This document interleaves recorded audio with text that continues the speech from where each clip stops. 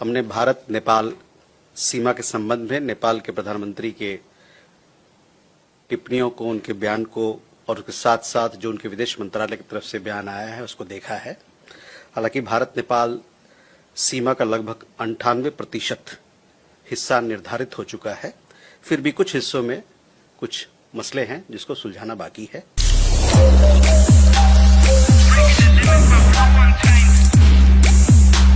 गंडक नदी के बहाव में परिवर्तन होने के कारण ये स्थिति उत्पन्न हुई है। इसके अतिरिक्त सीमा के निर्धारित हिस्सों में सीमा पार कब्जे और नो मैन्स लैंड पर अतिक्रमण के मामले भी हैं, जिसका संयुक्त रूप से मानचित्रण किया जा रहा है। हमने सीमा संबंधित सभी मामलों से निपटने के लिए द्विपक्षीय तंत्र स्थापित किए हैं। सभी संबंधित पक्षों को यह स्पष्ट होना चाहिए कि भारत और नेपाल के बीच जो भी द्विपक्षीय मामले हैं उसमें किसी तरह से तीसरे पक्ष की कोई भूमिका नहीं है। I would repeat this in English as well. Yeshi, your question was similar.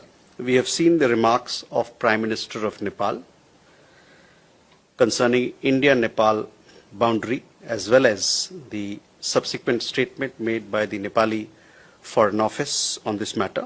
While close to 98% of India-Nepal boundary has been demarcated, there are some unresolved segments. The shifting of the course of Gandak River has resulted in this situation. In addition, there are cases of cross-border occupation and encroachment of no man's land in demarcated segments of the boundary, which are currently being mapped jointly. We have established bilateral mechanisms to deal with all aspects of boundary matters. It should be clear to all concerned that there is no role for any third parties in a bilateral matter between India and Nepal. Akhilesh, आपका सवाल। Global ID bank, सबैका लागि bank. बालरोपण सम्बन्धी कुनै पनि समस्या समाधानका लागि सम्झनुहोस् हार्दिक IVF end fertility centre, Sinamangal, Kathmandu.